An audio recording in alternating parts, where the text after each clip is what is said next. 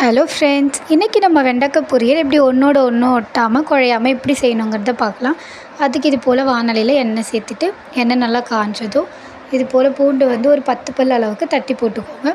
அதுக்கு முன்னாடி கடுகு சேர்த்துட்டு கடுகு நல்லா பொரிஞ்சதும் பூண்டு சேர்த்துக்கலாம். இப்போ பூண்டு இது போல் எண்ணெயில் நல்லா இது போல் ரோஸ்ட் பண்ணி விட்டுருங்க. நம்ம இஞ்சி பூண்டு பேஸ்ட் அரைச்சது இருந்துச்சுன்னா நம்ம பேஸ்ட்டாக கூட சேர்த்துக்கலாம். ஸோ என்கிட்ட இப்போ பேஸ்ட் இல்லாதால நான் தனித்தனியாக சேர்த்துருக்கேன்.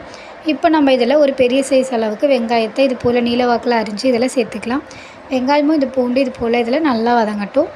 தக்காளி நம்மளோட ஆப்ஷனல் தான், வேணும்னா ஆட் பண்ணிக்கலாம்.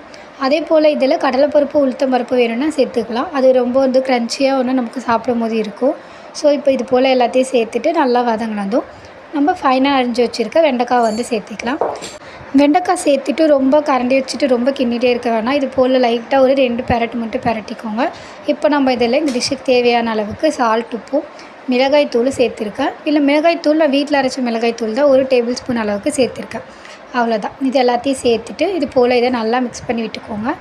இப்போ நம்ம இதை மூடி போட்டு ஒரு 10 மினிட்ஸ் போல் குக் பண்ணி எடுக்க போகிறோம். அதுக்கு முன்னாடி 1 ஸ்பூன் அளவுக்கு ஆயில் வேணும்னா ஆட் பண்ணிக்கோங்க. இப்போ பார்த்திங்கனாக்கா நம்மளோட உப்பு மிளகாய் தூள் வெண்டைக்காயோட நல்லா சேர்ந்து மிக்ஸ் ஆகிருக்கு. இந்த டைமில் நம்ம இது கொஞ்சம் பிசு பிசுன்னு இருக்க மாதிரி தான் இருக்கும். ஸோ நமக்கு உப்பு பத்தலைன்னா லைட்டாக உப்பு போட்டுட்டு இதுதான் நமக்கான டிப். என்னதுன்னா லெமன். எப்போவுமே நம்ம எந்த ஒரு டிஷ்லேயோ அது ரொம்ப ஒன்றோட ஒன்று ஒட்டாமல் கொலன்னு இல்லாமல் வரணும்னு நினச்சிங்கன்னா இது போல் ஒரு லெமன் சேர்த்துக்கலாம். நான் வெண்டைக்காய்க்கு ஏற்ற மாதிரி ½ லெமன் சேர்த்துருக்கேன்.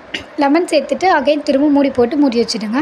திரும்ப ஒரு 5 மினிட்ஸ்க்கு அப்புறம் எடுத்து பார்த்தோன்னாக்கா நம்மளோட வெண்டைக்காய் எல்லாம் ஒன்றோட ஒன்று ஒட்டாமல் இது போல் தனித்தனியாக பிரிஞ்சு வந்துடும். இப்போ ஒரு 1/4 ஸ்பூன் அளவுக்கு எண்ணெய் சேர்த்து நிறுத்திடலாம். அவ்வளோதான். இப்போ இந்த வெண்டைக்காய் பொரியல், கர்ட் ரைஸ், சாம்பார் ரைஸ் எல்லாத்துக்குமே ரொம்ப டேஸ்ட்டாக இருக்கும். இதை நம்ம அப்படியும் சாதத்தில் இது போல் வச்சு சாப்பிட்லாம். பார்த்திங்கன்னா உங்களுக்கே தெரியும் ஒன்றோட ஒன்று ஒட்டாமல் இவ்வளோ டேஸ்ட்டாக இருக்குதுன்னு. மறக்காமல் இது போல் ரெசிபீஸ் எல்லாம் பார்க்குறதுக்கு நம்மளோட சேனலை சப்ஸ்கிரைப் பண்ணிக்கோங்க. டேஸ்ட் பண்ணி பார்ப்போம். இதிலே நம்ம வெண்டைக்காய் சாதமும் கிட்ஸுக்கு செஞ்சு கொடுக்கலாம். அது எப்படி செய்யணுங்கிறத நம்ம அப்புறமா பார்க்கலாம். அவ்வளோதான். ரொம்ப டேஸ்ட்டான வெண்டைக்காய் ரெடி.